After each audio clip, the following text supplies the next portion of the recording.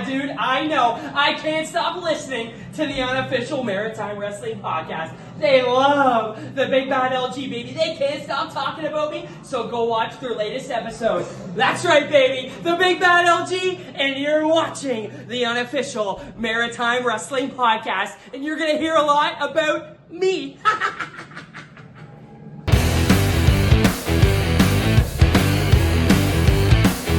Canadian strong, maritime proud. Hear the roar of the fans, feel the crowd. Every slam, every fight, every story we shout. Legends are born, there's no doubt. From Halifax rings to PI lights, the action is heavy, the energy ignites. Feel the thrill, it's gonna be a blast. Welcome to the Unofficial Maritime Wrestling Podcast.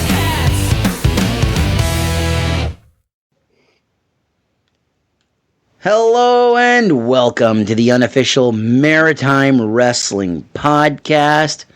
I am your host, Corey Vautour, the only Corey here today. Big Boss is sick. Get well soon, Big Boss. Joined by the Magic Man, Jason. What up? What up? Big weekend this weekend. But before we move on to that, Mark the Mark. Fuck, he already forgot about me. Jesus Christ. There's one less person on the podcast. You can't do worse than that, Corey.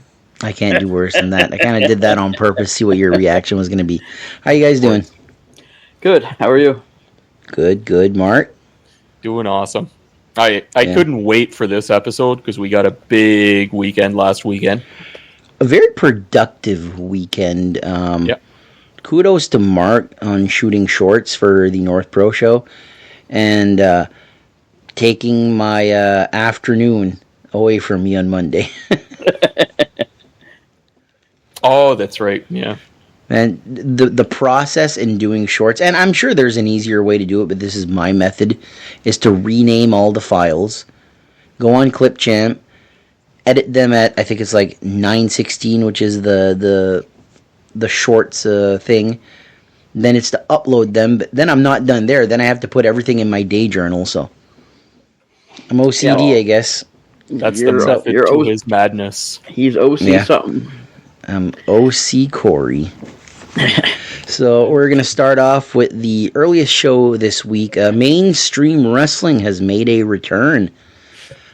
Big thank you to Steve Arsenault for sending me the results here. Riddick Stone beat Deuce, Anthony Deuce Harlem.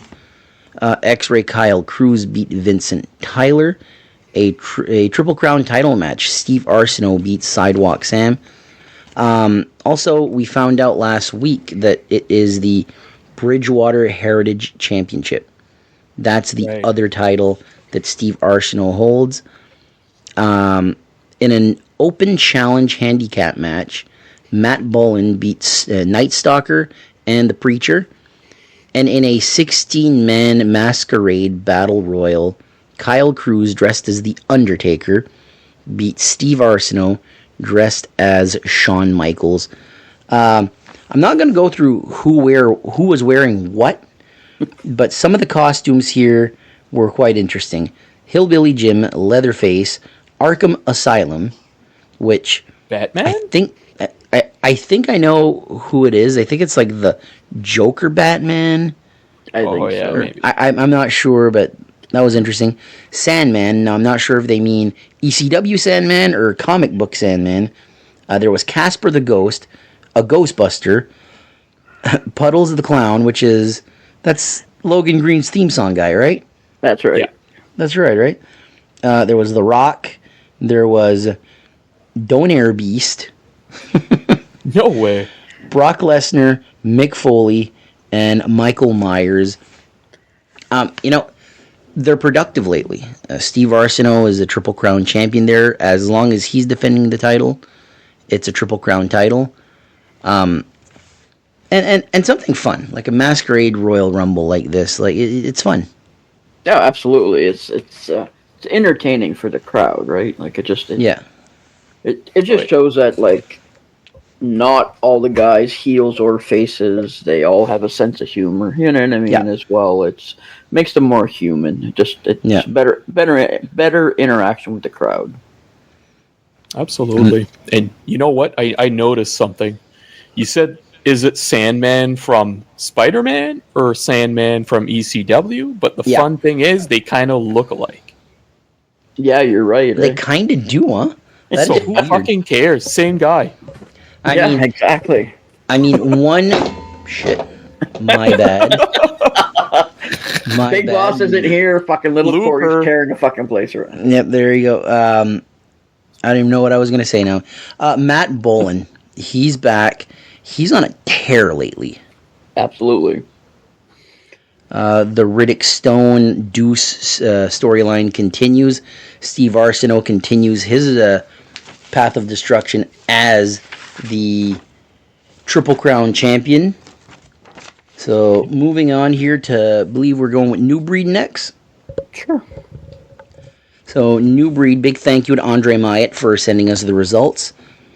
First up, Bradford Gillis, he beat Fantana in the VIP. After that, Evan Wolf calls out Andre Myatt, and he states they will agree to a match with Andre Myatt challenging Bad Thad Howard, but the stipulation would be that if Andre loses, he will no longer be able to challenge Bad Thad Howard. Andre agrees, so that will be the main event that night. Ryan Schimmel beat Fraser Kenneth Adams. Hopefully I got that one right. Yep. Chris Charters, he beat Chazenko. Charters did turn heel before the match in the NBW tag team titles. Damian Spade and Ryan Denham, they did successfully defend against Benoit Gravel and Justine Ward. For the Fighting Spirit Championship, Sebi wins his first championship, beating Ryan Storm. A big congratulations to Sebi. Yeah, buddy. Yeah, buddy.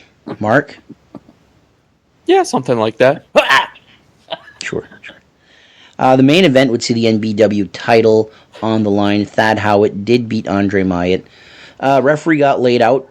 He was pulled on top of Thad Howard while Andre was doing a corner splash, frog splash.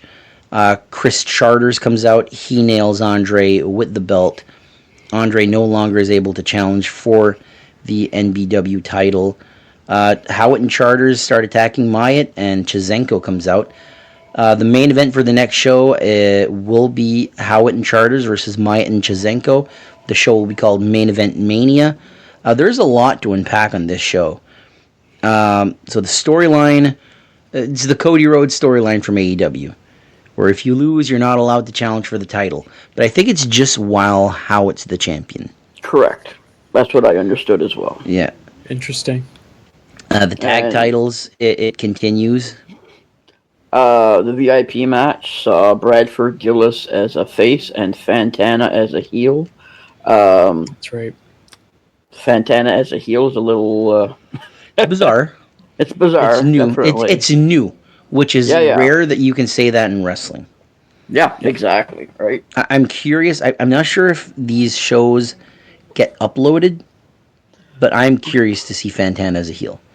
Yeah, me too. Because he's such a fireball. He's such a fireball of excitement when he comes out as a babyface. That, I'm sure as a heel he's going to slip up every once in a while because he's such a good babyface. Yeah, oh, absolutely. And same thing with Bradford Gillis. He normally runs as a heel, so having him here as a babyface too is like completely flipped on their head, like it's crazy. So I'm sure both of them were like completely out of their element in this match. So it would have been fun to see for sure. Must have been exhausting for Fantana, to be honest. Like, constantly thinking about staying character, like, while being in the match. Yeah. I'm curious if this was a call by NBW or if this was a Fantana call. No, I believe it was a New Breed call. That's interesting, because I know Fantana, he's like the tip-top babyface in the Maritimes. Like, people just love him. Damian Spade and Ryan Denham continue their reign as tag team champions. The Rodeo Rockers. Yeah. I think the big story this night, though, is Sebi winning his first championship. The second I saw Sebi on Facebook holding the Fighting Spirit title, I was like, it's about damn time. Oh, 100%. And I will reveal...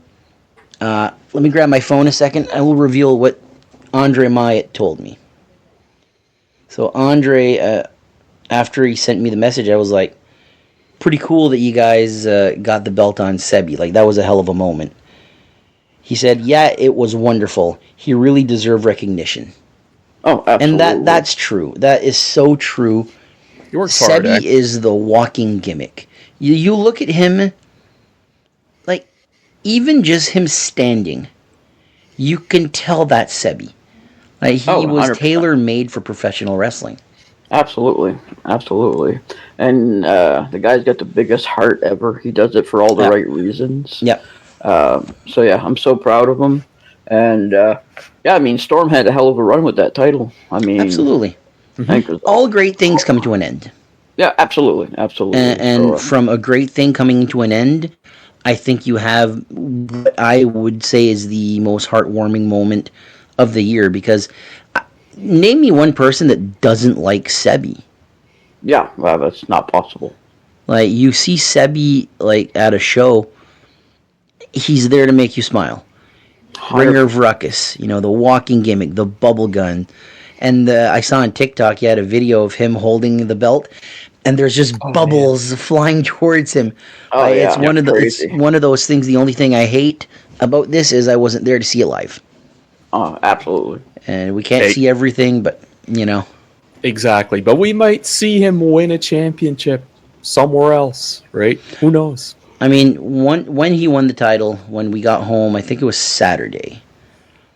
I don't know if Sebi would consider me a friend, but we're friendly. Like, I consider him a friend. But I sent him a congratulations. I said the first of many. And he goes, thank you very much. It was very, very grateful. And, it's one of those heartwarming moments that you're just like, this feels good. Oh, absolutely. 100%. And kudos to New Breed for this, because I remember my buddy BT Bobby, man, when he won the IHWI title, I said, cherish it. Cherish that first belt, because the second one's not guaranteed. Yeah. If I had a wrestling promotion, Sebi would be my champion. He's one of many that would hold my belt. Yeah. But that doesn't mean that my thoughts are the same as other promoters. Oh, exactly. Maybe they see him in a different light, and I'm just not talking about Sebi. I'm talking about anybody else. So you get the recognition as being a champion. Appreciate it, because a second one isn't guaranteed. Personally, I think Sebi's so good, another one will happen. Like, he will sometime, but you never know. You can slip in the ring, break your leg, and your career is done. Yeah, you never know. And quite a bit. And it all depends on the storylines of the promotions as well. Like, are you in the right storyline at the right time, right? So there's a lot of dominoes have to fall in order for you to get a title. So when you have it, cherish it for sure. Yep. Yeah, timing's a big factor in there. We don't think about that as much, but yeah. Mark hit the nail right on the head. Timing. You look at LA Knight in the WWE right now.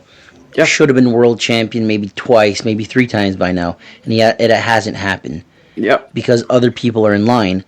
But for Sebi, the fighting, and for some reason the fighting spirit title fits that guy so well, because he's into the anime and the Japanese culture and all that, and fighting spirit is pretty much Japanese. Yep, absolutely. Yeah, it'll be fun to see who they put up against him for that title. So it'll be interesting. I don't know if, they have another show coming up, I believe, November or December. Like, Main Event Mania is their next show. Yeah, I think it's in November, I believe. Yeah, might be the final show of the year, and probably Sebi's first successful title defense. Sending him all the bubbles. All the bubbles from the podcast. Yeah, buddy. All right, moving on to UCW. Big thank you to New Scott for sending us the results here. First up, Create a Wrestler. Yes, Create a Wrestler. Caw. He beat Lincolnstein. Lincolnstein's been on a losing streak gimmick in UCW, so it's interesting to see where this goes. Champion versus champion. I don't think any titles were on the line, though. Chip Chambers beat Rudy Lockhart. Robbie McAllister and Jonathan Cross beat Deuce and Fraser Kenneth Adams. Short sleeve Samson beat Rob the Giant, so little people match. Ronnie Payne beating Madison Miles. Ronnie Payne, female wrestler of the year in your opinion? Absolutely. I think it's been a hell of a year for her. 2 titles right now, eh? 2 titles, 2 wins over Madison Miles. Like, that's nothing to gloss over. Yeah, exactly. Nobody else says that. No. The main event that night, JP Sims beat hardcore Channing Decker. A lot of fans are looking at UCW and saying, well, Decker's there. Will we be seeing Decker in North Pro again? No idea. All depends on the storylines, I guess, and what direction North Pro wants to go under Sabotage management, right? So, I mean, we'll have a lot to say about North Pro once we get to the final show of the weekend. But I think UCW and North Pro are very similar. Or they used to be. They used to be. I think there's like one's New Brunswick, one's Nova Scotia, and I think the fans are looking to get Channing Decker back in New Brunswick. So old North Pro and UCW were more like Burke era. North Pro was more closer to UCW. Sabotage era, not so much. I think we'll talk about it after, but I think they have a different direction that they're looking to go in, which is a good direction in my eyes. So we'll talk about that after. But UCW, Lincoln Steen, 25 years in the ring. 25 years in the ring, and he lost to a created wrestler. Yeah. But I mean, I think he's having fun with it though, and that's the name of the game. Exactly right. At this point in your career, like Connor said the other night, there's more years behind him than there are in front of them now. So your body's not moving like it used to. No. And if he can have fun and just keep doing what he's doing for like VIP matches or small matches or comedy matches, then all more power to him, because it's just, you know what I mean? It's a way to stay relevant without having to put your body through a bunch of crazy damage. Agreed. Right? So. Hey, all the great performers have reinvented themselves so many times. Absolutely. To have that type of, I don't think Lincoln Steen has anything to prove in maritime wrestling. Absolutely. He's a first ballot Hall of Famer. ECPW heavyweight champion, Red Rock wrestling champion. Like he's done it all. He was mainstream wrestling champion, competed in North Pro, competed in UCW, IHW. He's been everywhere. Oh, 100%. Been everywhere. He's earned his stripes in maritime wrestling. Before we move on from UCW, short sleeve Samson versus Rob the Giant. Like I'm curious on how many years it's been since we had the little guys here. Yeah, I'm sure it's been a while for sure. If anybody can answer that question, probably be Dave Boyce. But yeah, it's just fun to have, like we say all the time, every promotion, every match has to be something different as for variety. And this is another spice in that bucket, right? So absolutely. So I think you said it. It's a variety. It's something different. Like back in the day, women's wrestling and little people wrestling was like you put that on the poster, and that was a selling point. Oh, absolutely! It was a rarity to have the little people in the women wrestling. It's like this is different. Hey, but really, like you look at it in a way as well, where the Micro Wrestling Federation, or I'm not 100% sure on the name of it, but for a while it was bigger than TNA. Like the numbers were drawing more than TNA. I think they were on a bigger channel. It's possible. Yeah. But either way, it's still entertainment. You know what I mean? Like it's. Oh yeah. It's fantastic. I just love the idea of it being so. There's so much diversity in professional wrestling here in the Maritimes that there's something for everybody. So. Yeah. Absolutely agree 100%. Even the main event for UCW, Decker and Sims was a chain match. So I saw JP after the match. He posted some pictures of his back and some nice welts. That's all I got to say. Yeah, nice snug match. Yeah. Decker doesn't really need a chain to hurt anyone. Let's face it. Imagine with a chain. Yeah. He also spit mist in their eyes again this match. So Dave had another face full of green mist in his face. Oh, man. Gotta love Dave Boyce. Absolutely. CCW's next. The VIP matches. Jason, you have them? Because I forgot to write them down. I do. First one was Matt Chevron beat Patrick O'Neill.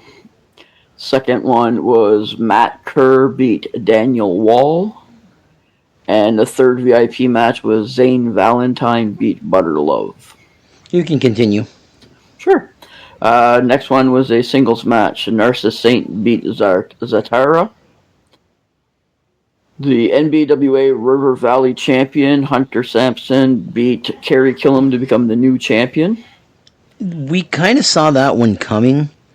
We'll get to it in a second, but that's a big one right there. Oh, yeah. Women's match, Zandra Lee versus Stormy Hale. Stormy Hale took that match. Another singles match, Rugged Rick Owens beat Kirk Obey. The heavyweight championship match, Nick Strong retained his title against Bobby Boyette. And the 20-man main event Rumble saw the Orange Prick win the Rumble, which was Rugged Rick Owens dressed as a variation of Bubbles' Green Bastard. Yeah, like a parody. He did show us the night before his costume, and it was hilarious. Absolutely hilarious, yeah. I'm curious to find out if Nick Strong picked up Bobby Boyette in his torture rack, because that would be interesting. Absolutely. Let's get into the River Valley title right now. I think that CCW and BWA, they're in a period of transition, and we got to see the new guys step up. Yep. And Hunter Sampson was the Lutte Prestige champion, and we said he'll probably have it for a little while. It makes sense for him to drop it pretty quick, because you move on to the next big thing. The next big thing is the River Valley title, and I can see a lengthy reign with this. What do you guys think? I think he holds this here till probably their anniversary show next summer. That would be August, something like that. Yeah, mid to late July, I believe. Mid to late July. Makes sense. Yeah. Good reign, especially if they keep putting out shows like that. We were spoiled. We were absolutely spoiled by CCW this year. It was the perfect time to start a podcast, because if it wasn't every week, it was every 2 weeks that CCW, NBWA, Lutte Prestige would have a show. So we'll always have something to talk about. Yeah, I think after this past weekend, I think we're up to, I'm not exactly sure, but I think it's 124 shows so far. It was 120 something, which is, if someone would do the math, that's probably the most shows that we've had in the Maritimes probably since the early 90s. Yeah, I mean, the last time you would have had that amount of shows. Maybe the late 90s, maybe the early 2000s, maybe. Yeah, I mean, the last time you think you'd have that amount of shows would have been when Grand Prix was doing their summer circuit where they were wrestling, 7 days a week or whatever in the different towns. So that would be, 7 shows a week, But to only have shows on weekends, once in a while on a Monday if it was a holiday, or, But for the most part, you're looking at Friday, Saturday, Sunday shows. Yep. So almost 130 shows, and the year's not done yet. There's still lots of shows coming. So absolutely, I think we'll end the year 130, 140 shows for a year. That's fantastic numbers. So the Monster Mash Rumble was for the number one contendership to the NBWA Heavyweight Championship. Rick Owens cashing in against Nick Strong. I think Nick Strong's had a little run here. I believe he's wet his beak with the belt. I think the title goes back to Rick Owens. I think it does too, at some point. I don't know when he'll decide to cash in, but I think Nick has the title for a little while longer, but I would say by spring you'll see Rick as I think they probably title. I think they probably storyline it where Owens doesn't win it right away, but challenges right away. Yeah. But yeah, CCW pulling out another big one. Trying to look here. But we spoke about it, like the fact that Owens would probably be like a prime contender at this point. So, hey, seems we were on point on that one. On point. Yeah. So I believe we covered all the shows that we weren't at, correct? That's correct. All right, so we're going to start off with shows that we were at, and we're going to start off with IHW. This was on Friday, which is different because usually Friday was North Pro and IHW was on Saturdays, but they did the old switcheroo there. So first off, in the VIP, Starchild beat Matt Kerr. And also in VIP, JP Sims with Mr. David A. Boyce beat Hunter Sampson. These two matches. So Starchild getting the win earns him a spot in the Rumble. And JP Sims versus Hunter Sampson, winner gets number 20, loser gets number 1. So Hunter comes in at number 1, JP comes in at number 20. I almost said 30. WWE on the brain. Yeah. So the opening match of the main card saw the IHW Honor title finally change hands. I say finally. Cole hasn't been champion for that long. But Fantana beats Hollywood Cole in a barn burner of a match. This is one that's interesting for me. Because, like Big Boss always says, the Honor title feels like it should be a heel title. Yeah. So to me, it's like, okay, how long does Fantana hold this thing? Yeah, I say by spring he loses it. I mean, like you always say, the storyline's in the chase, right? So I mean, if he loses it to, I think my guess is going to be LG as retribution for Fantana making him wear a mask for the last agree 100%. X amount of months. That's right. He's done at the end of the year, eh? He can take it off. Yeah. So as retribution, I think LG gets the belt, and then Fantana has to chase LG for the belt as retribution. I think that storyline almost writes itself, but we'll have to wait and see what they decide. I feel like Hollywood Cole made an excellent Honor champion as a heel, but they really didn't use the gimmick. A little bit, but not as too much. Not as far as LG would push it. Exactly. That's what was going to be my next point. It's a tailor-made belt. It's almost an oxymoron. Honor champion Logan Green. Yeah, exactly. That's what I want to see. I want to see Logan Green 2025. I thought Logan Green was going to just explode, and he did. But championships didn't really come his way, and you got the prestige. One did.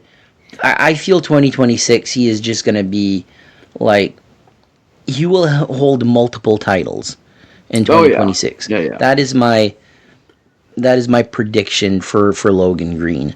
But I just wanted to mention as well, because I think I've spoken about this in the past as well with you guys, how the Honor title, the way that I saw it, is that it's prime booking for somebody to be I gave the example of Chris Jericho as the Ocho, his 8th world title, when he held the ROH world title, where the ROH title was all about not cheating, being a good sportsman, and he was the complete opposite of all of that, right? He was the nastiest guy.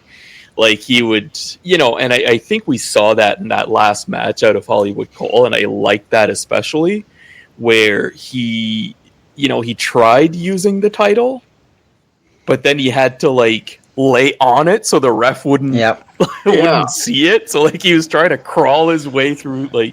It was just so entertaining, and it kind of reminded me of that particular title reign. Yeah, and I mean, talking to about LG as well. If he does take the title off Fantana, there's a few ways that they could go about it. Just a regular pin, but also, I mean, the title is one of the stipulations. Storyline, count out. Yeah, you know what I mean. Count out or disqualification. And if we go back, AWOL is still LG security. Yeah, Corey and Trevor.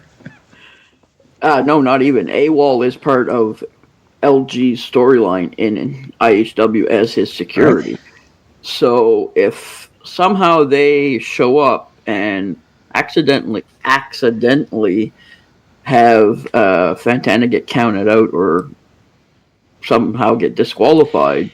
You know what would be a funny way to get the belt from Fantana to LG? Is if he is forced to wear the mask for one final show. LG is. And the old Lucha Libre rule, if you remove a masked wrestler's mask, you're disqualified. Yeah. Because you can't reveal their identity. So he takes his own mask off, throws it at Fantana, and goes, "My identity!" And the referee disqualifies him for that. That would be hilarious. Yeah. That or have AWOL hiding under the ring until that match, and then Fantana gets knocked out, and they just hold his legs. Yeah. So he can't get back in the ring. One distracts the referee, one holds the legs. Yeah. I mean, there's so many ways that LG there's different possibilities. Yeah. It'd be even funnier, I feel, if it was an accident. Like slip on a banana peel, can't get in the ring in time. Goes into Fantana goes, and then his hands take off LG's mask, and the ref's like all knocked out and fuzzy because, I don't know, like LG poked his eyes out or something. Again, I don't know. Like the referee is counting and both men are out, and Fantana tries to jump into the ring, accidentally hits LG, swinging him in the ring, knocking Fantana back, and LG's like, they're lifting his hand, his music, and he's like looking around like, I win! Yes, of course I did! Like, there are all sorts of possibility. Oh, we're going to move on to the Rumble now. The Rumble was next. Participants, so I'm going to go through how they came in. I'm not going through how they went out because I was very OCD and wrote down everything, but page isn't big enough. So, number of entrants, there was 20. So 1 was Hunter Sampson, 2 was Chizenko, 3 was Johnny Fugazi, accompanied by the Port City's finest Caden. 4 was Julian Young. 5 was Ticket Guy. I don't remember his name. Wyatt. Yeah. Nope. He's like Cher, just Wyatt. Yeah, I know that's his name. That's all. Ticket Guy. Ticket Guy. Yeah. We're just going to call him Ticket Guy. Number 6 was Olafur Hansen, my first time seeing him live. Nice. Yeah, buddy. Number 7, Sebi, the brand new Fighting Spirit champion at the time wasn't, but you know. That's the number guy, 8. Right? No, I don't know what you're talking about. Number 8 was the Mauler James Manning. Number 9 was Bobby Boyette. Number 10 was the Big Bad LG masked Logan Green. Number 11 was Shano. Number 12 was the Ghost Ricky Mortis. 13 was the Explosion Kid. Big debut there. Who was the Explosion Kid, by the way? I don't know. Some guy with a blue mask. That's all I know. Blue mask. Hell of a bumper.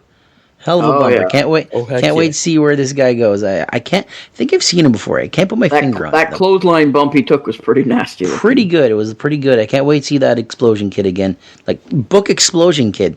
The fuck you think you're doing? Book Explosion Kid. Anyway, moving forward. Ryan Storm was number 14. 15 was Matt Chevron. 16 was Rugged Rick Owens. 17, Kirk Obey. Number 18 was Chip Chambers. Star Child came out at number 19. And JP Sims was number 20. The winner was Chip Chambers. But, and I'll give credit to Mark here for not knowing wrestling that well. So, who was it? It was Kirk Obey and JP Sims. They started brawling because Dave Boyce, he eliminated Kirk Obey, they cheated, and then after that. So the final two were Bobby Boyette and Chip Chambers. Well, JP Sims and Kirk Obey are brawling, and the referees are focused there. So Bobby Boyette eliminates Chip Chambers, and Mark goes, "Who? Boyette wins?" And I go, where are the referees, Mark? He goes, Oh. His reaction is, oh, like the realization of the storyline. He goes, oh, I get it. Of course. I was completely oblivious to what was going on in the ring, and it caught me off guard. Like, because they were brawling next to me.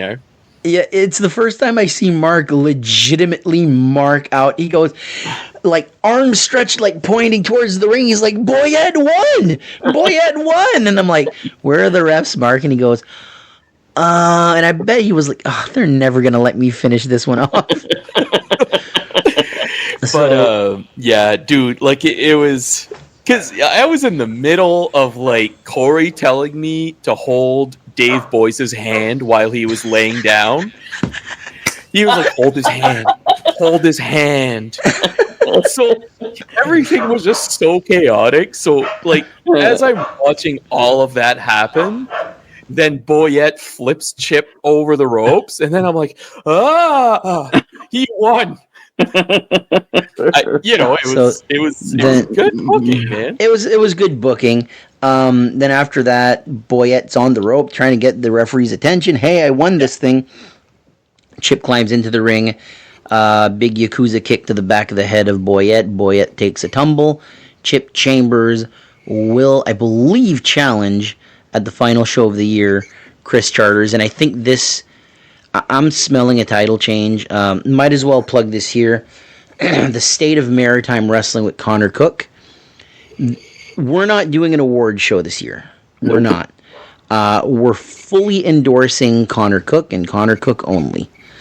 Absolutely. He is... His Facebook page, The State of Maritime Wrestling, if you want to go vote for Wrestler of the Year, MVP of the Year, Women's Wrestler of the Year, Tag Team of the Year, Match of the Year, Feud of the Year, Announcer of the Year, Referee of the Year. There's a whole... He has a bunch. Powerhouse of the Year, yeah. Yeah, so you can go on the State of Maritime Wrestling Facebook page.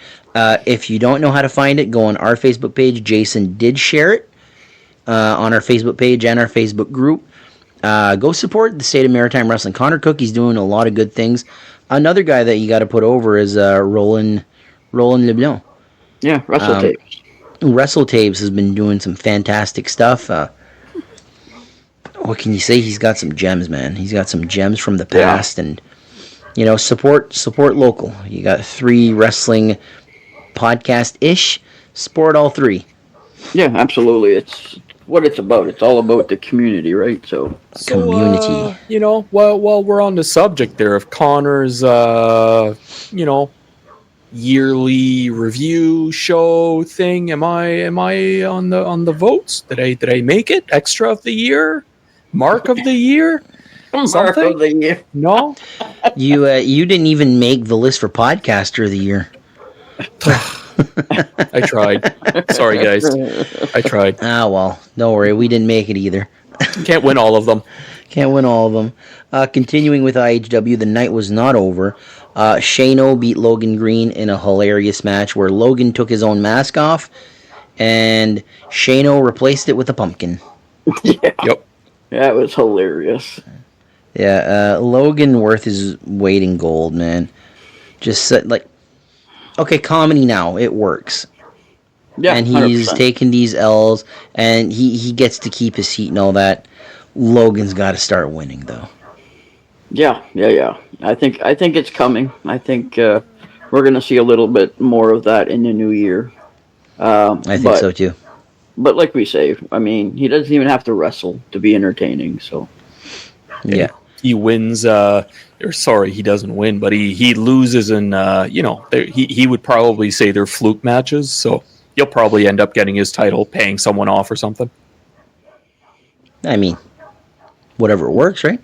Right. We did miss one thing. The Hateful Dead Forever Young angle continues. The Hateful Dead came out for a match. Forever Young attacks them. Remy had to talk French for them to calm down. And he even told us after, he goes, "Quand je parle français, so they did meet in the Battle Royal Tour, the Royal Rumble. I think it was Julian and was it Julian and Manning? They met in the Rumble, and then after that, Storm and Mortis, they met in the Rumble. So they will have a no disqualification, a street fight, anything goes. No holds barred match at the final show of the year on November 28th. I can't wait. I was really hoping that they would announce the tag titles for that show. There's still time. Man. Kirk Obey, if you're listening to this, I won't share the picture. Show me the tag belts. I want to see them. What a mark. I am a mark. The main event that night for the IHW Heavyweight Championship of the World, Chris Charters beat Covey Christ. At the end of the match, Chip Chambers did attack Charters, setting up their match for November 28th at the final show of the year. One thing I'm disappointed of this show, they did not follow up on the last show when Charters got attacked, so we don't know what happened. Yeah. So I don't know if it got dropped or what, but I'm like, I was really hoping they'd follow up or show something. They had a Tron there. Yeah. We did see some fans of the podcast in IHW and in Northborough, actually. Mark LeBlanc. Him and his friend, I forget his friend's name. Clément. Thank you. I knew it was French. So Mark and Clément come to the IHW show, and I found it hilarious because he was like looking at me, and we were talking and all that, and then he goes, "Are you the guy from the podcast?" I'm like, "Yeah." He goes, I'm a big fan. And then I was like, "Yeah." He goes, "My name is Mark, but I'm not Mark the Mark." I go, "Mark the Mark's going to be here any second." And he goes, "Really?" Then when he saw Mark, I don't know if he was just being nice or what, but he sort of marked out. Him and his buddy Clément, they had these championship belts. It was really cool. They were like custom-made Bret Hart belts. Yeah, they were cool. But they were in the Attitude Era championship style. And he's like, I didn't pay too much for them online or whatever. I was like, could I see it? Light as hell. So, like, nice championship belts do exist for cheap. A couple of voice bucks. There you go. Before we move on to Northborough, anything else about IHW? Oh man, I think my takeaway from this show was that I was happy to see a couple of new guys that I'd never seen before. Yeah, there was There was Matt Kerr that was in the VIP. Right. Nice guy, really nice guy. Oh, dude, amazing. Yeah. He really lives that Newfoundland gimmick, eh? Look at that beautiful yellow jacket. Woohoo! And there was Chizenko that had shown up in the Rumble. Honestly, really, really impressed by their technical abilities. Happy to see them. Actually, one special mention: the referee that was there basically all night. He reffed quite a bit of them. What was his name? Jace. Yeah. That's right. Special shout out to him. I loved his in-ring presence. He was good. Just all around really, really good ref. Yeah, that bald ref is pretty good too. Yeah, who is that? Is that Shano? No, it's Shano Light. That's right. That's what it is. You're gonna have to wait because he did not ref in IHW. He was the ring announcer. That's right. Yeah, that's right. Ring announcer, ref, whatever. But he did a great job. He is the indie bald ref. That's what I was saying. Oh, he is. Yeah. Jesse, referee Jesse. Absolutely love ref Jesse. Yeah. I don't know if you guys saw. Did you guys see the short that they put? So he's in a fantasy football league, and he lost last week by, I think it was 24 points or whatever. So he had to get 24 chops in order to as payback. So I didn't see it all. I saw the first half on TikTok, and the part I saw had, I believe, Ricky Mortis and Ryan McGrath and Alex Scott. And Alex Scott, yeah, but apparently the video keeps going, and Remy gives some chops.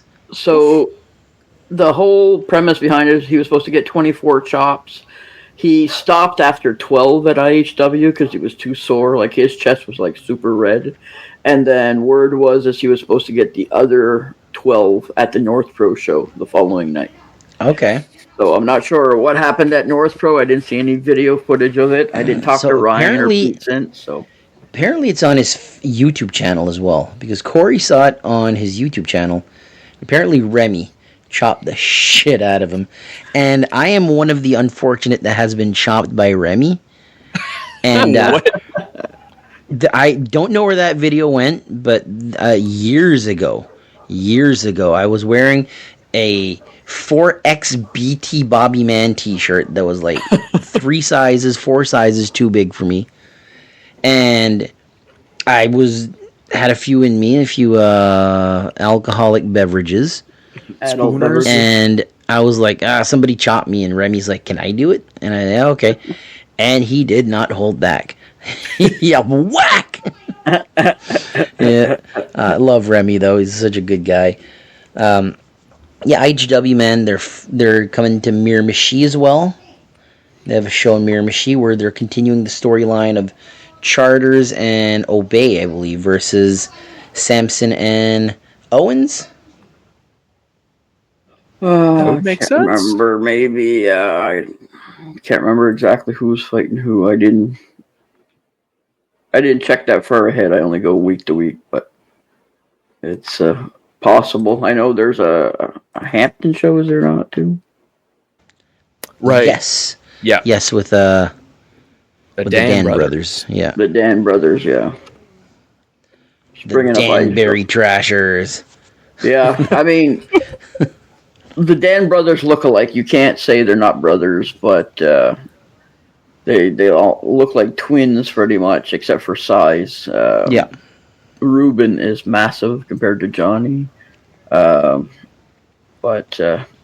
it's cool to see that they're both wrestling. It's fun that they get to do that as brothers, and you know what I mean? So safe family fun. Yeah, exactly. Exactly. All right.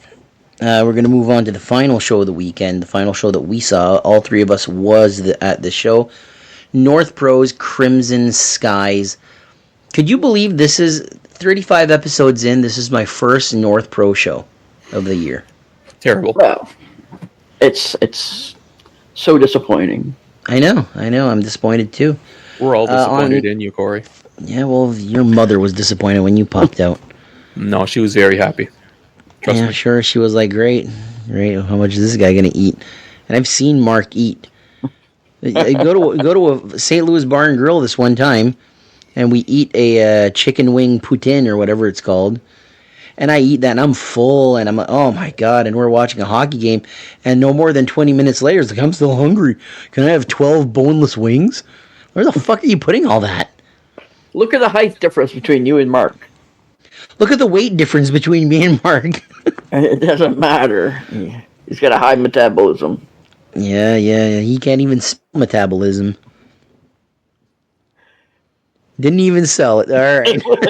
No further comments. All right. So North Pro Crimson Skies. On VIP, the Hateful Dead beat AWOL. There's something to the storyline. I think we're going to see the Hateful Dead and AWOL probably join together, because I know that the Shadow Agency was a thing in North Pro. Yeah, I don't know what's going on there. Technically, the Shadow Agency was AWOL and Ricky Mortis. Now that Muller is in the mix, I don't know what's going to happen there. So I don't know if there's some jealousy involved. AWOL is jealous of Ricky Mortis having a tag team partner on their own now, or what's going on. But things are going to come to a head at some point, I'm sure. Oh, yeah. It ain't going to stay on the VIP, that's for sure.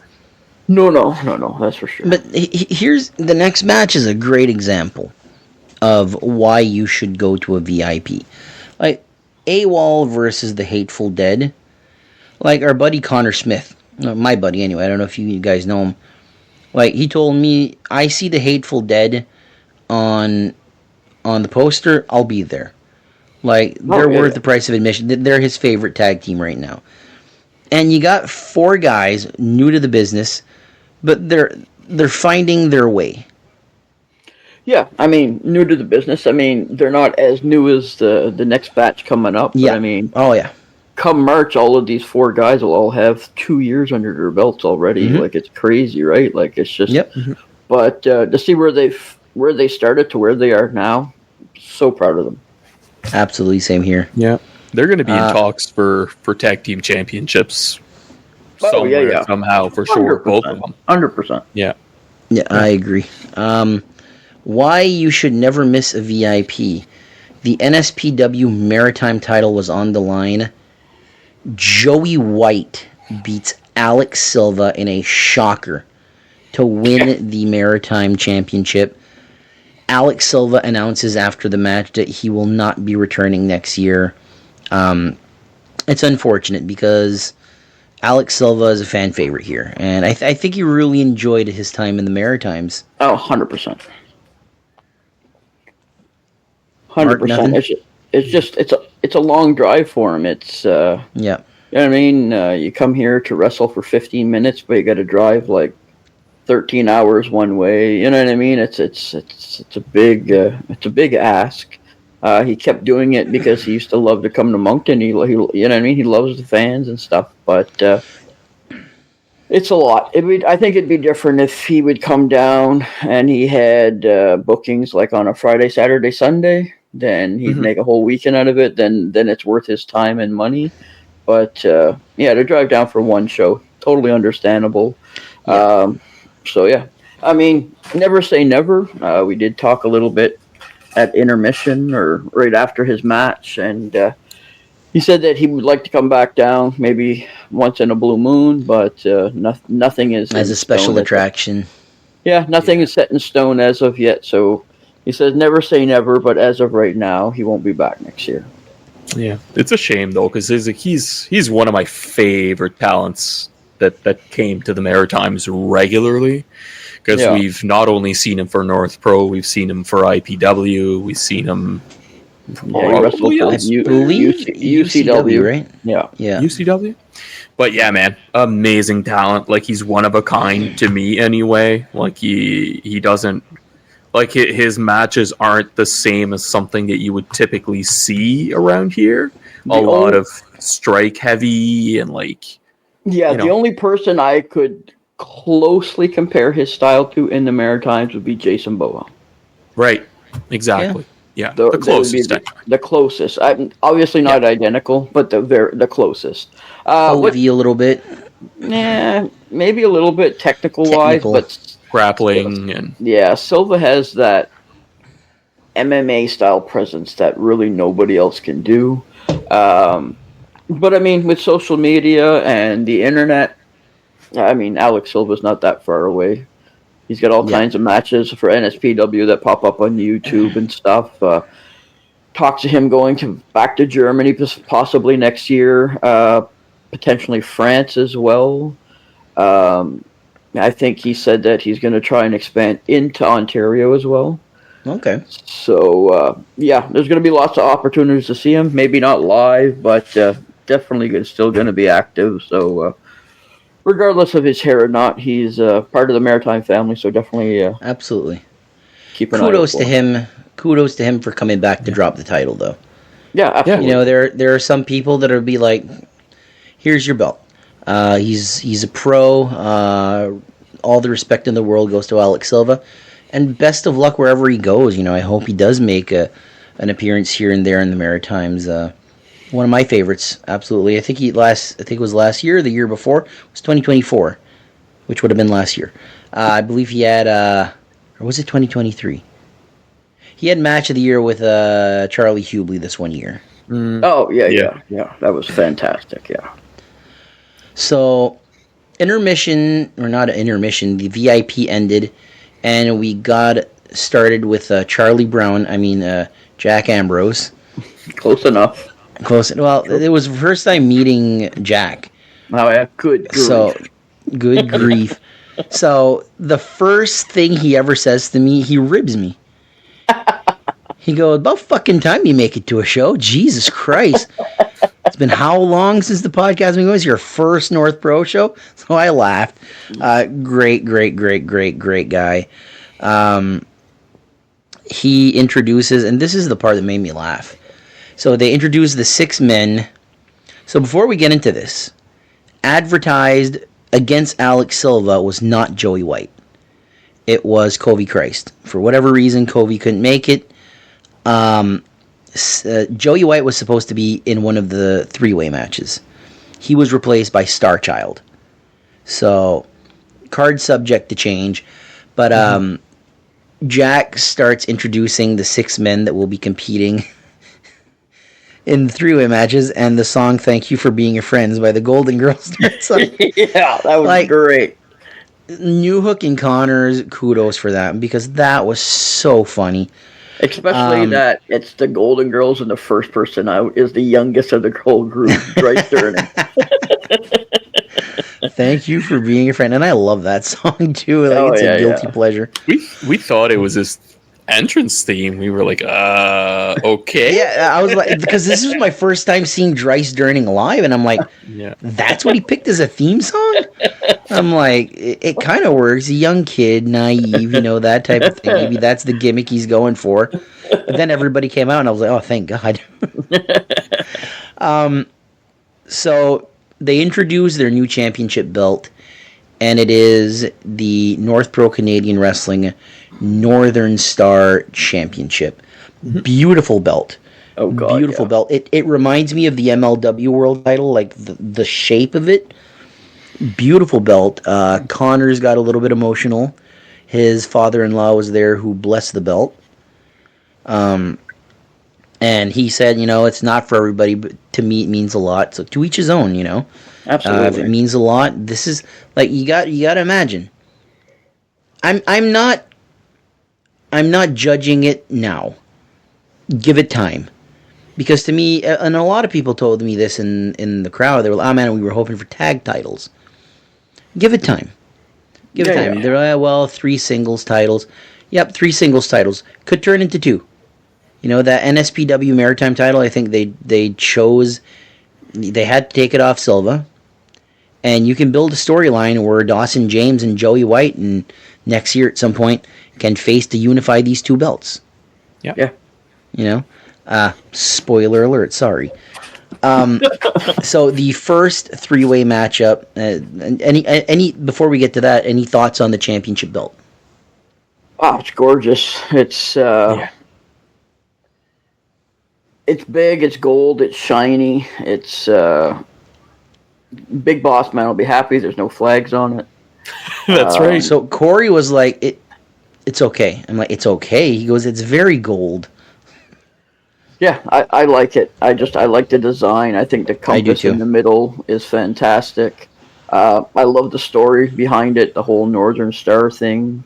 I'm sure that you guys will see the full video of New Hook and Connor's speech come out here soon. So it's already up on WrestleTape's YouTube channel, so go subscribe to WrestleTape. Cool. There you go. I watched it yesterday. Take a video, actually. I did just send it to you, Corey. This just reminded me, so we'll try and get to it. So I'm sure.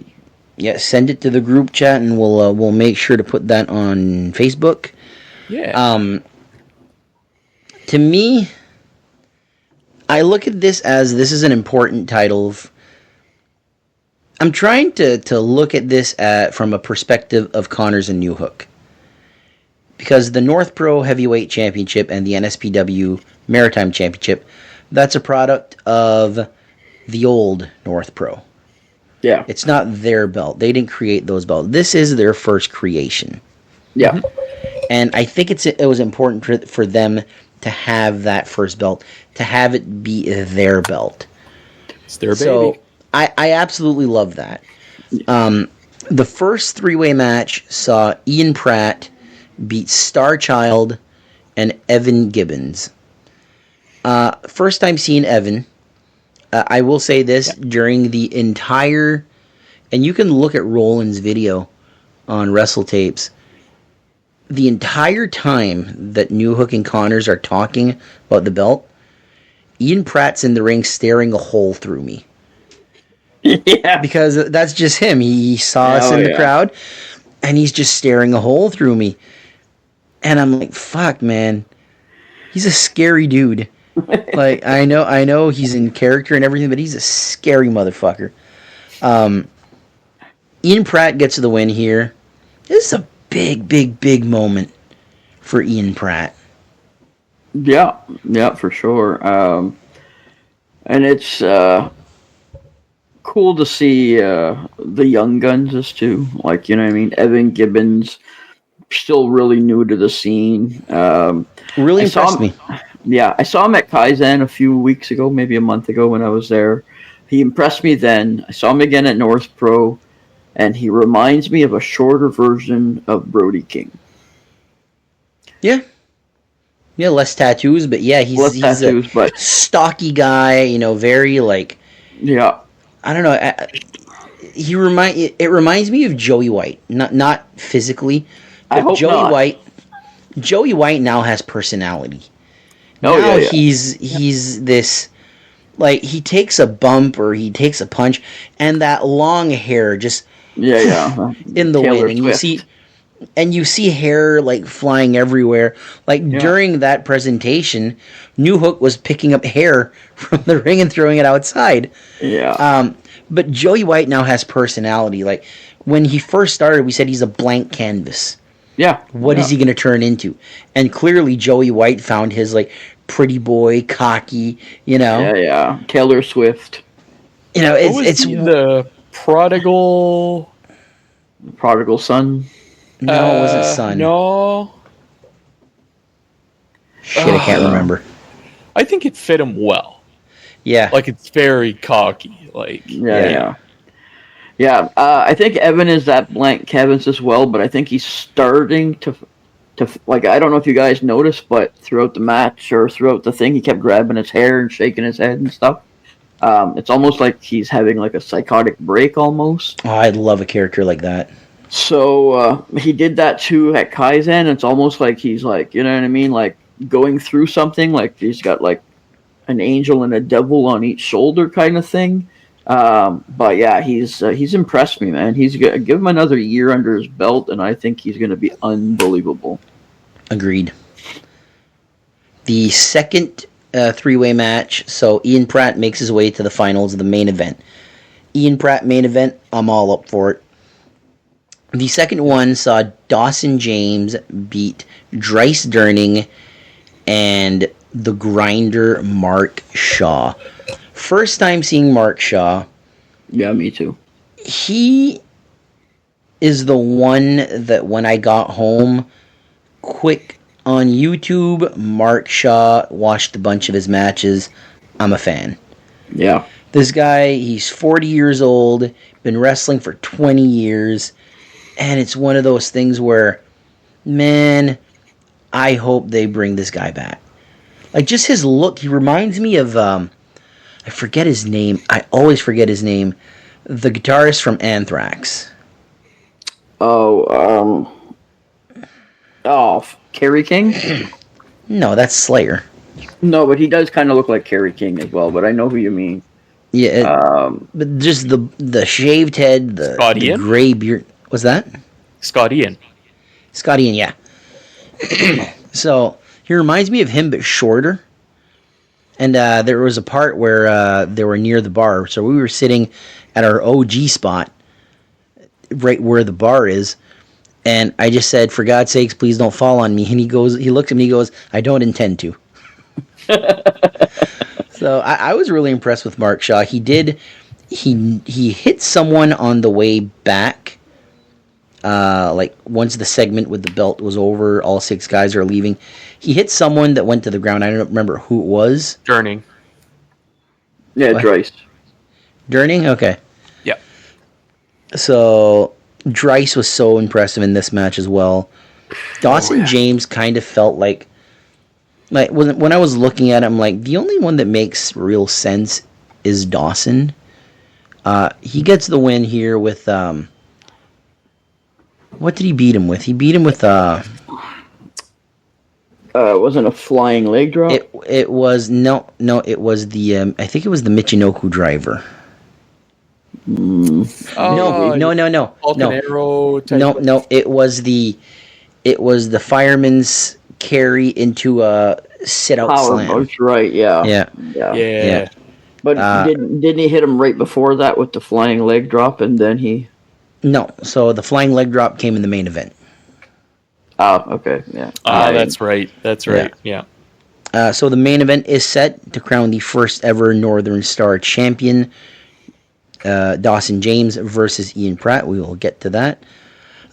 Next up, we had the match that Emily Parker nearly peed her pants laughing at. Bryce Hansen beating Dick Durning. The dick jokes in this match was unreal. Good. The one that got me the most is he grabs an arm lock, a wrist lock. Yeah. Grabs a wrist lock and then he puts Dick's arm between his leg and he goes, "Look, a limp dick." Yeah. And then after that, he goes, no. He tries to do it again, and he goes, "No, not twice. He ain't doing that again." And Bryce said something, and Dick goes, "My daughters are here." And he goes, "I don't want to know what their names are." Yeah, it was great because the first 5 to 8 minutes of the match was pure comedy. And then from that 8-minute mark on was pure action. It was unbelievable. What a fantastic match. Great match. Bryce Hansen wrestling for Pro Wrestling Noah, which is the second biggest wrestling promotion in Japan. So to me, that was a mark-out moment for me. Yeah, kid's 21 years old, started wrestling and training at the age of 17. He's a regular on Maple Leaf Pro Wrestling with Scott D'Amore. He wrestles all over Ontario, like you said, Pro Wrestling Noah. So at 21, to be as big and as good as he is unbelievable. Yeah. Which kind of shows where Dryce could be in the next 4 years. Absolutely. So it's totally impressive. And also, considering we're covering maritime wrestling, you guys might know his tag team partner in Maple Leaf Pro Wrestling, which is Sheldon Jean. Sheldon, is it Jean or Jean? I don't know, man. It could be, yeah. Yeah, we've seen Sheldon Jean in North Pro. North Pro, yeah. Great talent. Bring that tag team when they get tag titles. Why not? Dang. My goodness. Speaking of tag teams, the undefeated in North Pro Hollywood Heathens beat the Wonder Boys in a non-stop jam-packed match. Oh, what a great match. I've seen the Wonder Boys at North Pro at the Capitol Theater show. Yeah. And they were fantastic then.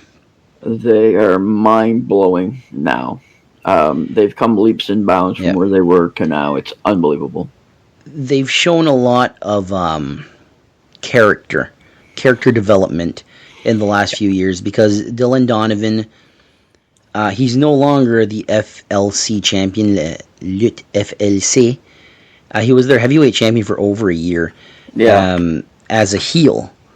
Like what you saw in North Row is pretty much their heel gimmick, and Jan Pike trying to score a date with the devil. Yeah.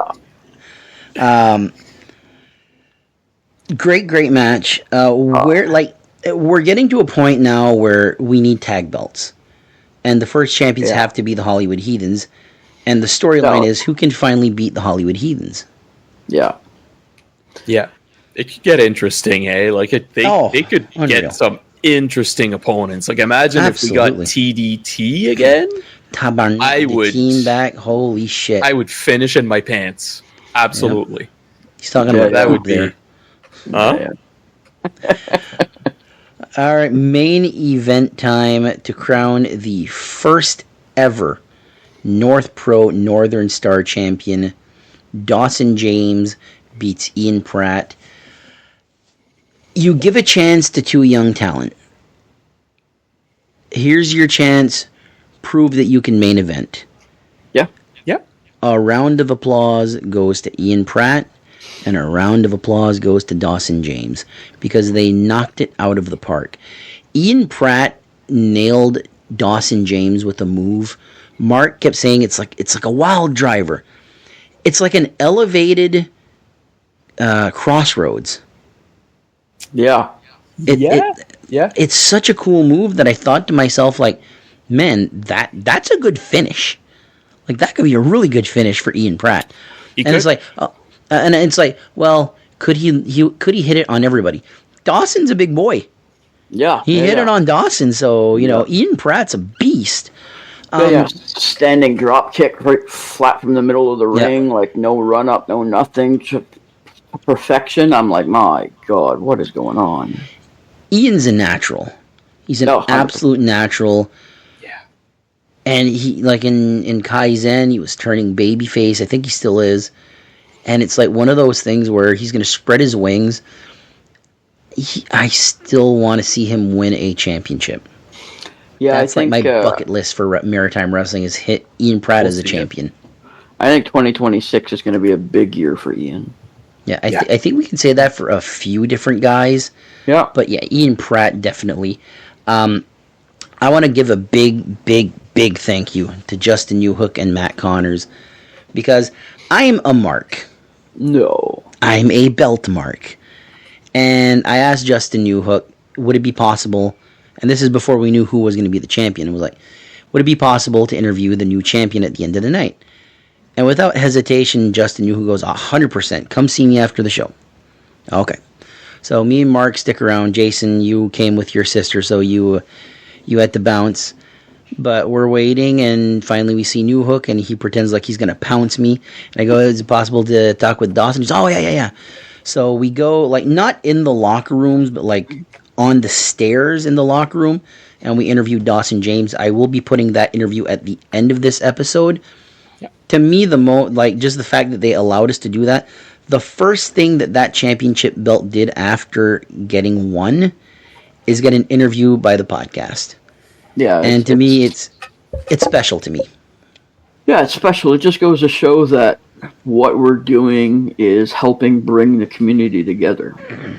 You know what I mean? It's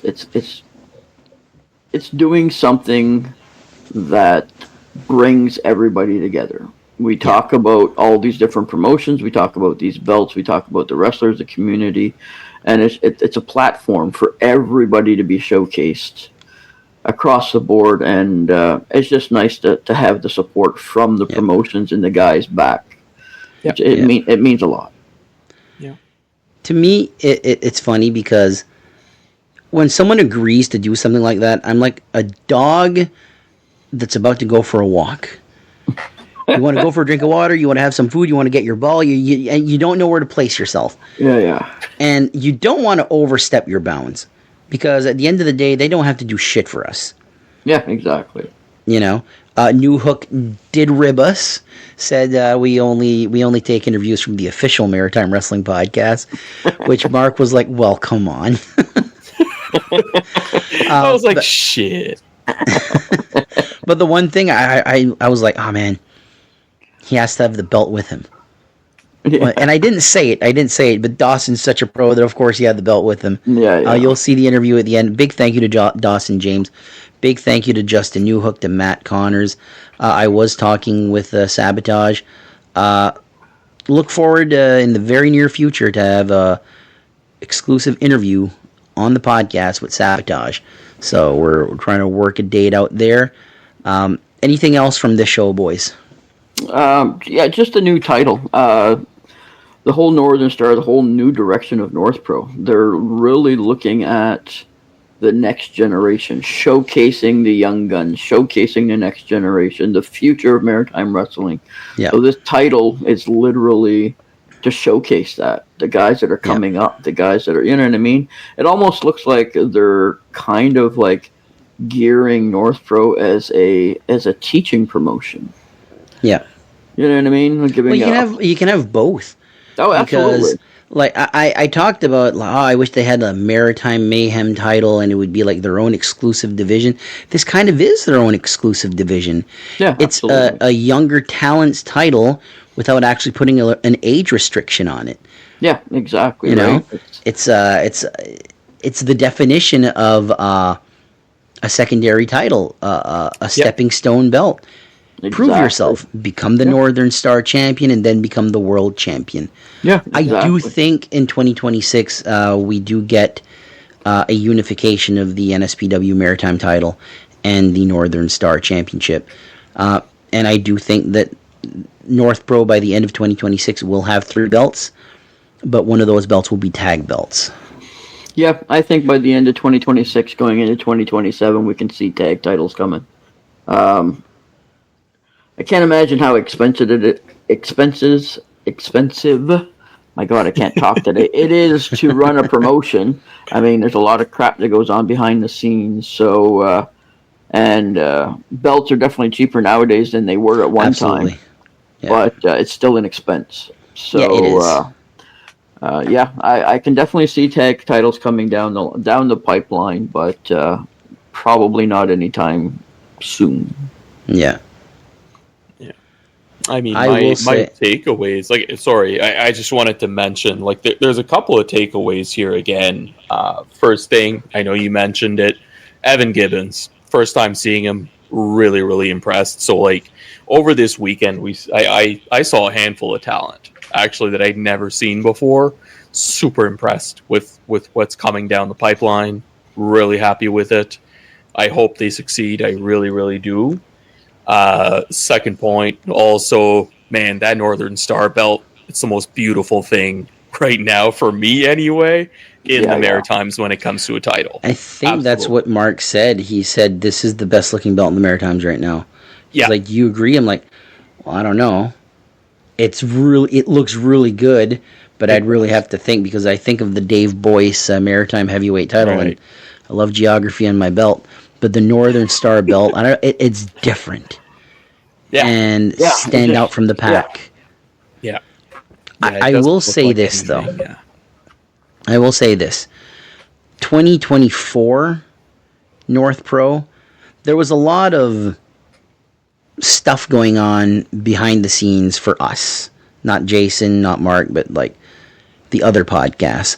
So it was a little awkward to be there, because of shit that was happening. I haven't had this much fun at a North Pro show since probably 2023. Fun show, and the world champion wasn't even on the card. Yeah, that's true. Their next show has been announced. December 18th on a Thursday. The main event, Rudy Lockhart will be cashing in his number 1 contendership to face Giant Orion for the North Pro heavyweight title. I believe me and Mark will be there. Corey might be there. There's no hockey. It's a Thursday, so Corey might be there. Jason, depends on your work schedule. But there's a good possibility that the entire podcast is going to be there, because this is probably the final show of the year that we're going to see live. Yeah, probably. Could very well be. Speaking of the champion, Giant Orion was in New Hampshire at Elite Pro Training Center, taking in a Gabe Sapolsky WWE ID Masterclass this past weekend. Yeah. Jason Boa was there as well, and Chantal. So kudos to them for. Orion had his beautiful IPW title with him. He did. So it's cool to see these guys wanting to get better. And doing things to improve their abilities. So, Jason Boa, what can you say? He's a specimen like no other. He is built unbelievable. Probably count every muscle he has on his body just by looking at him. A little underrated, in my opinion. Just not enough credit is given to Jason Boa, because 100%. He's a former, I think, 2-time River Valley champion, and held the Kaizen title for a cup of coffee. It's criminal that he hasn't won more than that. Yeah, 100%. But he, behind the scenes, he's doing a lot for the scene.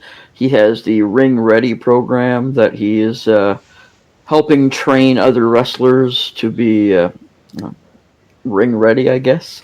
And he's working wonders on a lot of the guys. I know that Hollywood Cole, Ethan Knight are all part of his class, and there's a few others as well. So it's it's working. Cole, I think, is up like 20 pounds of muscle at this point. Cole looks good now. Yeah, Ethan Knight, same thing. From last year to this year, he's bulked up. He's gotten bigger. He's muscled. He's fantastic. So kudos to Jason for always pushing and trying to make others grow as well. So it's pretty cool. That was the end of our weekend. Upcoming shows, not as many. Nope. There was supposed to be 2, but unfortunately, Dave Boy's Championship Wrestling's Supercard Extreme that was booked for Saturday, November 1st has been postponed due to unforeseen circumstances, so that will happen in 2026. So the only other show is Sunday, November 2nd. Pro Wrestling Unleashed at the Propeller Arcade. They sold out their tickets in 50 minutes. Under an hour. I think it was like 120 or 140 tickets sold. It's like cult-like. Oh, 100%. And I mean... We had a bet for that, didn't we? Yeah. PWU is... Did I win? It's like the multiverse, right? It's... I don't remember. A lot of their matches, a lot of their talent is like opposite of what they normally are. Hollywood Heathens. Yeah, Heathens are baby faces. Yeah, it's just it's odd, but it works. It's what people want to see, and it's variety again. Yeah, exactly, right. The same thing that New Breed did this week. Fantana as a heel. It's variety. It's different. Mm-hmm. They've announced a couple matches, 3 of them. They've got a singles match. Chip Chambers is taking on Lincoln Steen.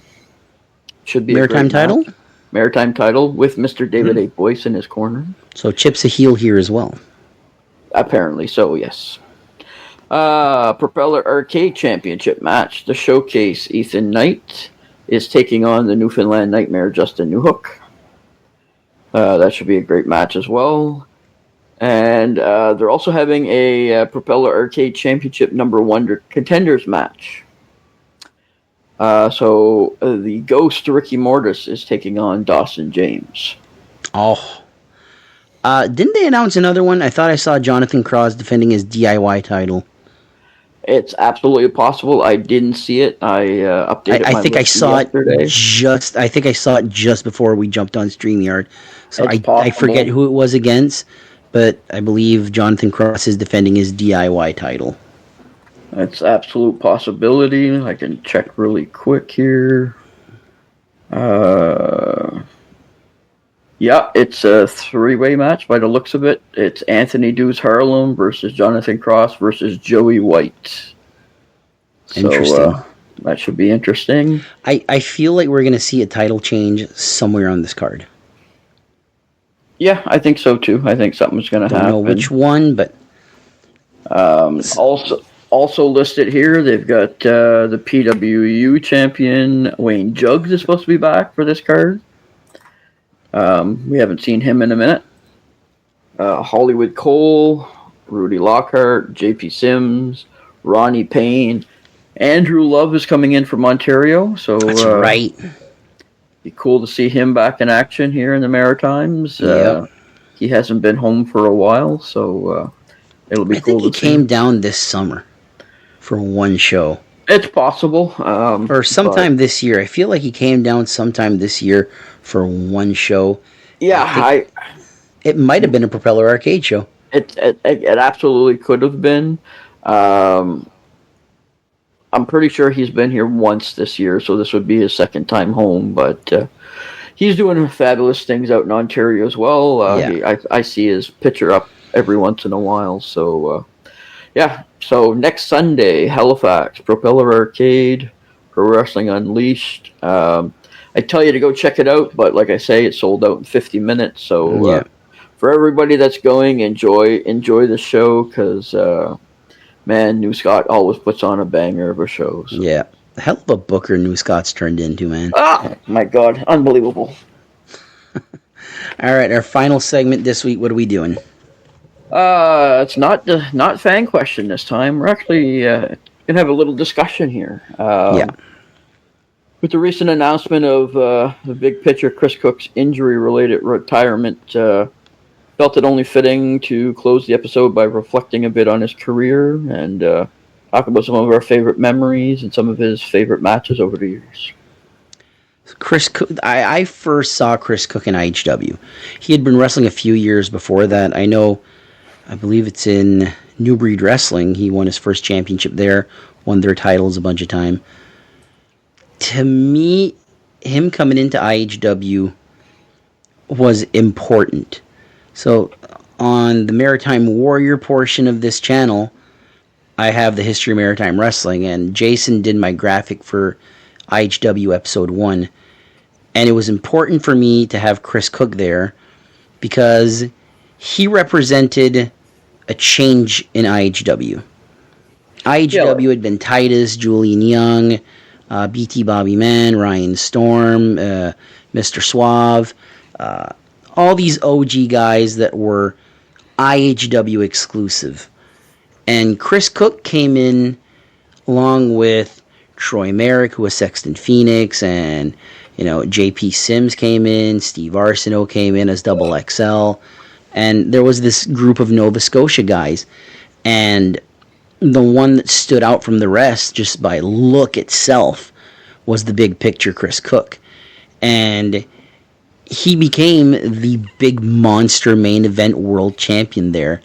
And for, I believe, 497 days, he was the IHW heavyweight champion, which was the record at the time. Cool. Him joining the Tyler Zone. His matches with Cowboy Mike Hughes, with Titus, some matches with Double XL.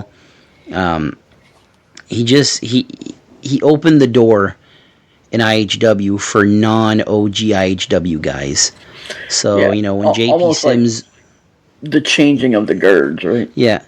When JP Sims won the title in IHW, I kind of thought of Chris Cook. Because I don't think it's possible without Chris Cook opening that door for outside guys. Because IHW was a very close family. If you were an IHW guy, they'd bring in guys every once in a while. But they weren't main eventing. Chris Cook changed that. He bucked the trend there. To me, that's my favorite Chris Cook moment. Because, you can go either way. Red Rock Wrestling became his home promotion 5 times, I believe. Red Rock Wrestling champion. Officially retires as the champion.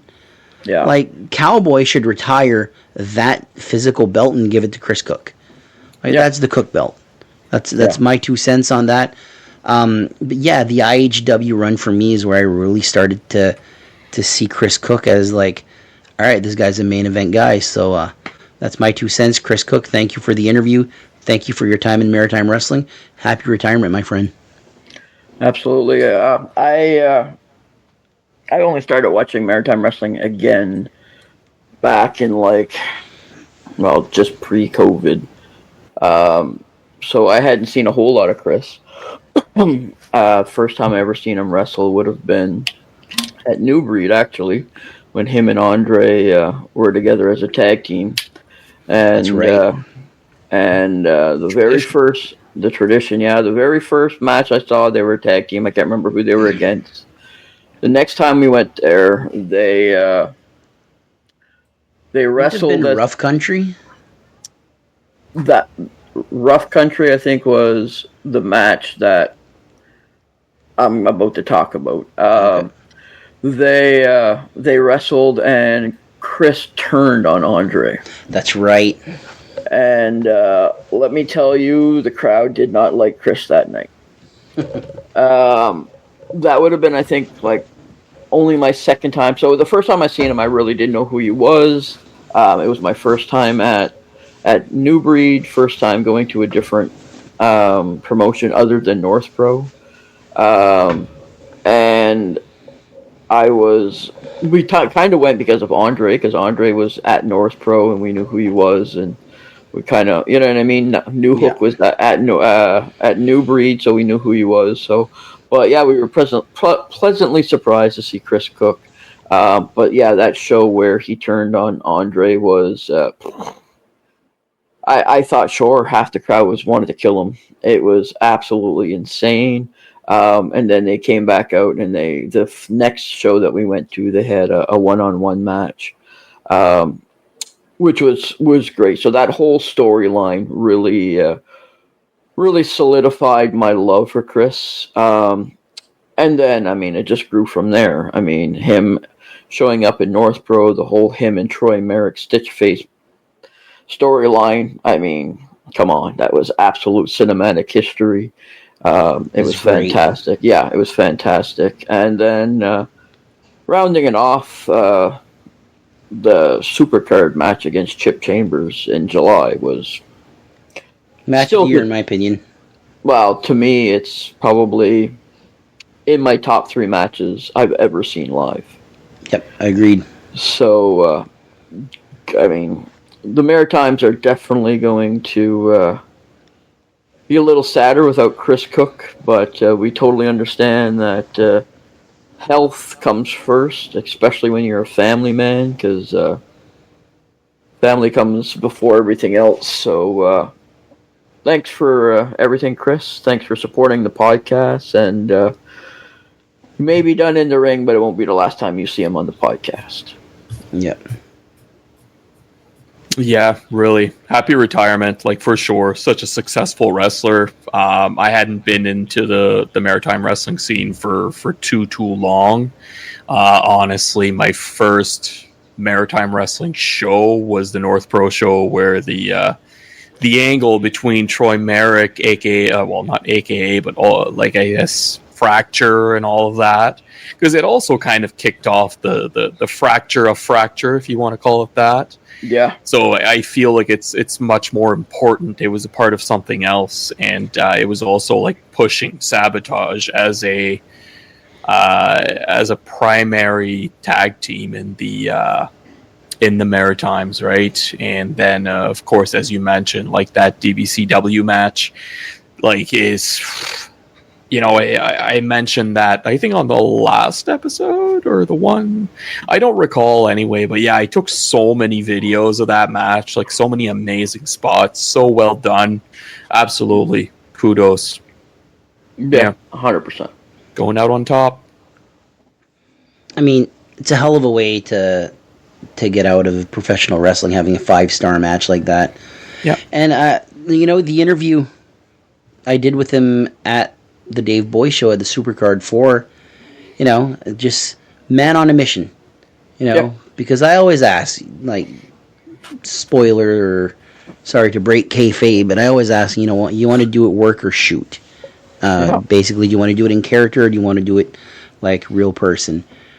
And he immediately just goes, shoot, absolute shoot. And he starts talking, and he gets emotional.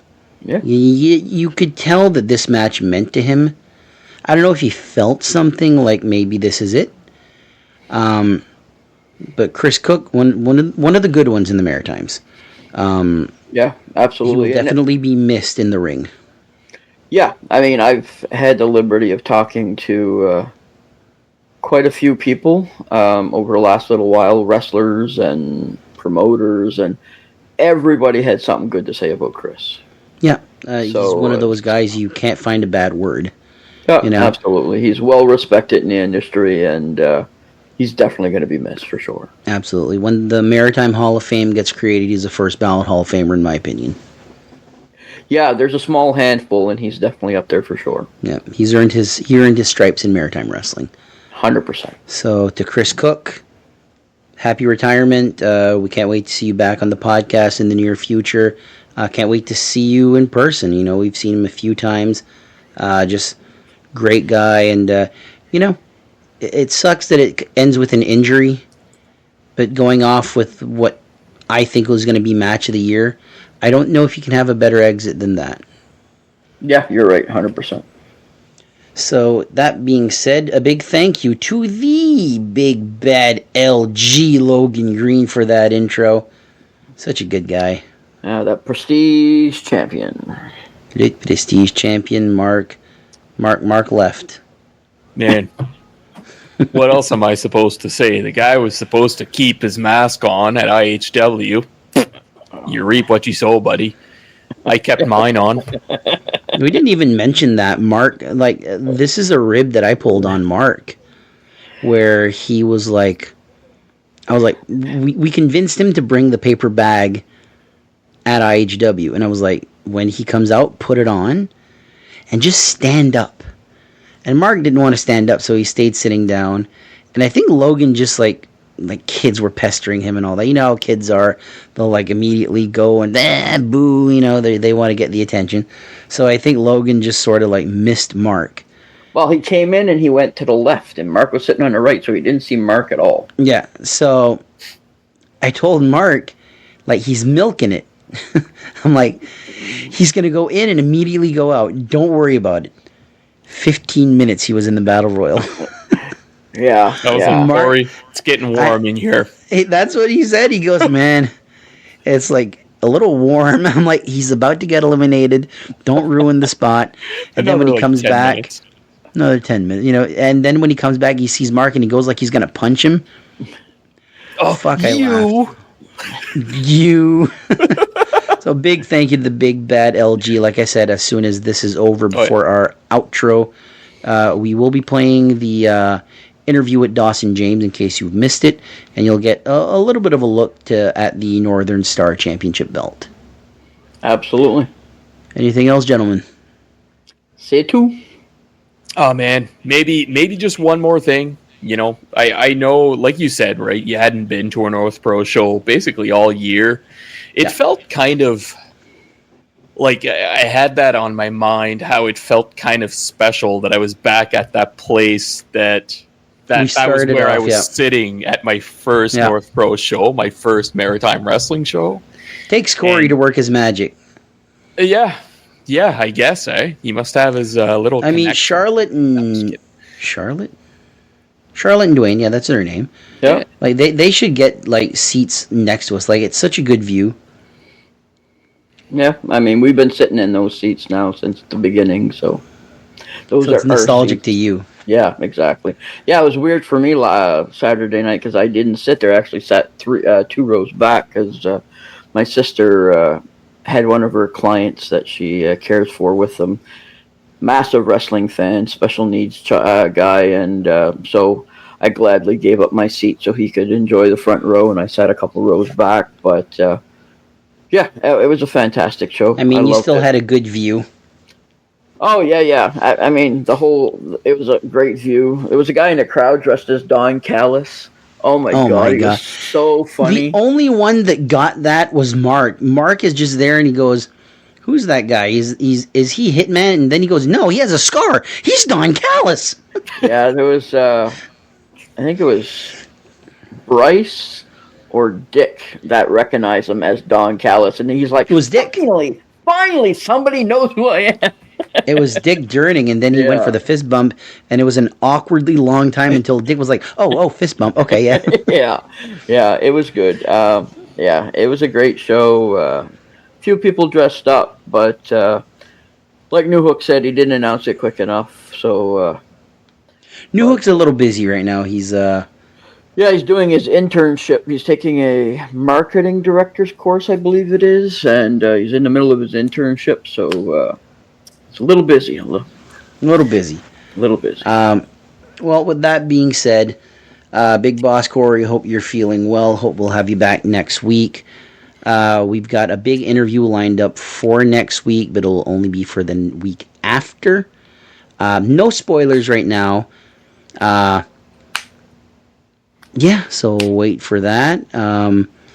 Until next week, we will see you all in 7 days. Take care, everybody. Peace.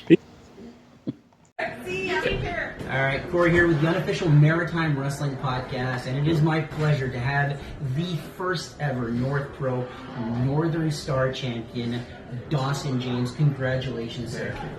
How does it feel to be the inaugural? There can only be one first, and that is you. How does it feel? It feels validating. It feels like destiny came to fruition tonight. This is exactly where I'm supposed to be. A tough challenge against Ian Pratt. What do you have to say to your opponent? Chops hard. He chops hard? But he can't keep me down. what can fans expect from you as the Northern Star champion? Like Justin said, the Northern Star guides the way, and I plan to do just that. As long as this belt is above my fucking head. Ladies and gentlemen, the brand new North Pro Northern Star champion, Dawson James. Thanks for tuning in to the Unofficial Maritime Wrestling Podcast. We drop new episodes every Wednesday at 6 p.m. Atlantic Time, so make sure to join us each week. You can find us on Facebook and Instagram, and also listen to the episodes and interviews on all your favorite podcast platforms, like Spotify, Apple Podcasts, and more. And if you want to support us even further, grab one of our t-shirts over at Pro Wrestling Tees. Just scan the QR code to get yours. Until next time, thanks for listening and supporting Maritime Wrestling.